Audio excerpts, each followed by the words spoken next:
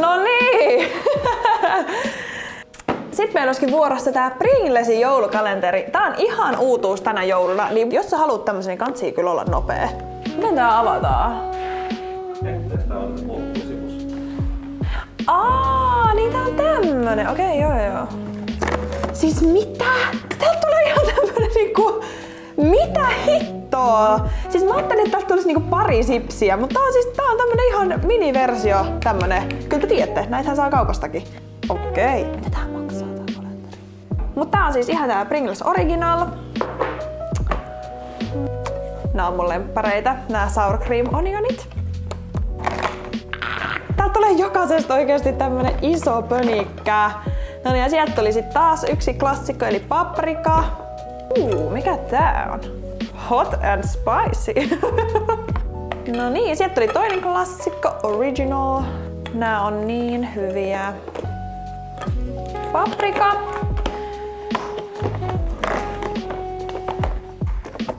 Hot and spicy. Siis tää olisi kyllä mieti miten unelma silleen jokaisena joulukuun päivänä vetää toinen pikku sipsipurkki. Original. Paprika. Hot and spicy. Siis ihan hirveä määrä oikeesti. I love my life. Vai voisiko siellä 24 luukussa olla sit vielä joku niinku erikoisjuttu? Mä en tiedä. Kohtaan se nähdään. Hot and spicy. Nyt ollaan jo voiton puolella.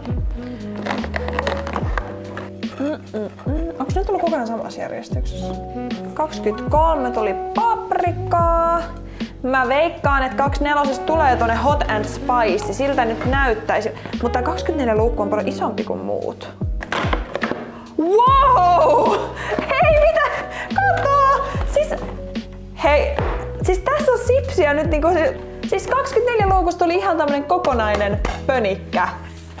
That's crazy. Kato tätä määrää, tätä sipsiä. Oikeesti. Mun pitää ehkä tehdä koemaisto. Jos ne ei ollut rikki mennyt jo ennen, niin nyt ne on. Katsokaa tätä määrää näitä sipsejä. Ja kiva, että tossa niinku vikasluukussa, kun tuli tää iso, niin tuli tää ihan perusmaku. Koska se on tavallaan semmonen, että siitä kaikki tykkää. Saaks mä maistaa? Sitten meillä olisi jäljellä vielä tää kalenteri. Avataan se seuraavalla videolla. Ja nyt mä otan tän yhden kyllä tästä.